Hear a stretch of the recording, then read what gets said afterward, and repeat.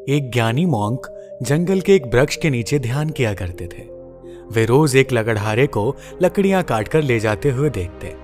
एक दिन उसने उस लकड़हारे को रोककर कहा, सुनो भाई, दिन भर लकड़ी काटते हो और उस लकड़ी को बेच के 2 वक्त की रोटी भी नहीं जुटा पाते। तुम जरा जंगल में थोड़ा आगे क्यों नहीं जाते? वहां आगे चंदन के वृक्ष का घना जंगल है। एक दिन काट कर ले जाओगे तो हफ्ते भर के खाने की व्यवस्था हो जाएगी। उस गरीब लकड़हारे को विश्वास ही नहीं हुआ, क्योंकि वह तो सोचता था कि जितना वह जंगल को जानता है उतना और कोई नहीं जानता। जंगल में लकड़ियां काटते काटते ही तो उसकी जिंदगी बीती है। यह साधु यहाँ इस वृक्ष के नीचे बैठा रहता है, इसको क्या खाक पता होगा जंगल के बारे में। मानने का मन तो नहीं हुआ, लेकिन फिर सोचा कि नुकसान ही क्या है। कौन जाने, शायद वह सन्यासी ठीक कह रहा हो। फिर झूठ भी कहेगा क्यों? शांत आदमी मालूम पड़ता है, दयालु भी लगता है, और इससे पहले कभी बोला भी नहीं है। एक बार प्रयोग करके देखने में क्या जाता है। साधु की बातों पर विश्वास करके वह लकड़हारा जंगल में आगे गया। जब वह वहां से लौटा तो साधु के चरणों में सिर रख दिया और कहा, मुझे क्षमा करना, मेरे मन में बहुत संदेह आया था, क्योंकि मैं सोचता था कि मुझसे ज्यादा इस जंगल के बारे में और कौन जानता है। मेरा बाप भी लकड़हारा था, उसका बाप भी लकड़हारा था। हम इसी जंगल में लकड़ियां काट काट कर अपना गुजारा कर रहे हैं। कभी यह सोचा ही नहीं कि इससे आगे भी शायद कुछ हो सकता है। मैं भी कैसा अभागा हूं। काश पहले पता चल जाता तो आधी जिंदगी गरीबी में ना गुजारनी पड़ती। साधु ने कहा, कोई फिक्र मत करो, जब जागो तभी सवेरा है। अब जाओ और जाकर चंदन की लकड़ियां काटो। अब उस लकड़हारे के दिन बड़े मजे से गुजरने लगे। एक दिन लकड़ियां काट लेता, 7-8 दिन जंगल जाने की जरूरत ही नहीं पड़ती। बाजार में उसकी इतनी कीमत मिल जाती जिससे वो अपने परिवार के लिए हफ्तों के राशन पानी का बंदोबस्त कर लेता। ऐसे ही दिन गुजरने लगे। लकड़हारा हफ्ते में एक दिन जंगल जाता, चंदन की लकड़ियां काटता और जाकर उन्हें बाजार में बेच देता। एक दिन जब वो लकड़ियां काटने जा रहा था तो उस साधु ने उसे रोककर कहा, तुम जब से चंदन की लकड़ियां ही काट रहे हो, आगे नहीं गए? तुम्हारे मन में कभी यह सवाल नहीं आता कि इससे आगे भी कुछ हो सकता है? यह तो मेरे मन में सवाल ही नहीं आया कि चंदन के आगे भी कुछ हो सकता है, लकड़हारे ने कहा।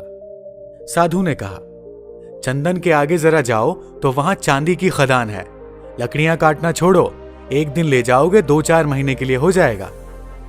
अब तो वह साधु पर भरोसा करने लगा था। बिना कुछ सोचे समझे वह वहां से भागा। वहां जाकर उसने देखा तो वह हैरान रह गया। वहां तो सचमुच एक चांदी की खदान थी।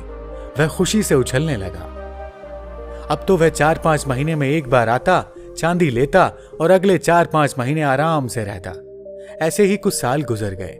एक दिन जब लकड़हारा चांदी लेने जंगल जा रहा था तो वो साधु उसे फिर से उसी पेड़ के नीचे मिला।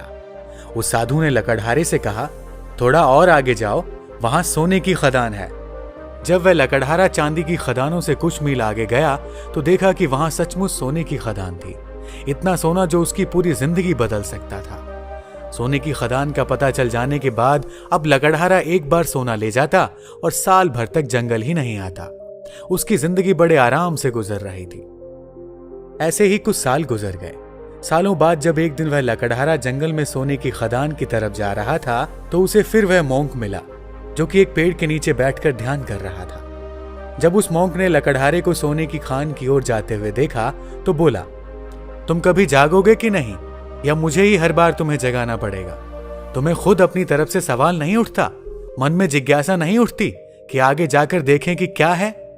लकड़हारे ने कहा, मैं भी मंद बुद्धि, मुझे ये सवाल ही नहीं आया। मैं तो समझा कि सोने से बड़ा और क्या हो सकता है, बस यही आखिरी चीज रही होगी। फिर साधु ने कहा, अरे भोले इंसान, सोने की खानों से आगे जा, वहां तुझे हीरे की खदान मिलेगी। जब वो वहां जाकर देखता है तो उसे अपनी आंखों पर भरोसा ही नहीं होता। वह सचमुच हीरे की खदान के पास था। अब तो वो एक बार हीरे ले जाता और कई सालों बाद वापस जंगल में आता। समय के साथ वह लकड़हारा भी बूढ़ा हो गया था। एक दिन जब वह हीरे लेकर जंगल से वापस आ रहा था तो उसी पेड़ के नीचे उसे फिर से वही साधु मिला। साधु ने कहा, अरे नासमझ, अब भी तू हीरों में ही रुक गया। अब तो लकड़हारे को बड़ी घमंड आ गई थी, क्योंकि वो बड़ा धनी हो गया था और महल माड़ियां भी खड़ी कर ली थी। उसने बड़ी घमंड के साथ साधु से कहा, अब छोड़ो भी, अब तो मुझे परेशान मत करो। अब हीरे के आगे भला क्या हो सकता है? उस मॉन्क ने कहा, हीरे के आगे मैं हूं। क्या तुझे कभी यह ख्याल नहीं आया कि यह आदमी मस्त यहां बैठा है जिसे पता है हीरों की खदान के बारे में, और वो हीरे नहीं भर रहा है। इसको हीरों से भी आगे, हीरों से भी बढ़ा कुछ बहुमूल्य मिल गया है, तभी तो यहां निश्चिंत बैठा है। क्या तुझे यह कभी विचार नहीं आया? उस साधु की बात सुनते ही वह लकड़हारा रोने लगा और उस ध्यानी मॉन्क के पैर पकड़कर कहता है, मैं भी कैसा मूर्ख हूं, कभी सोच ही नहीं पाया कि जिसने यह सोने चांदी हीरे जवाहरात छोड़ दिए उसके पास जरूर इन हीरे जवाहरातों से भी बड़ा धन होगा। मैं जानना चाहता हूं कि तुम्हारे पास वह कौन सा धन है जिसके सामने इस दुनिया की सारी दौलत छोटी है।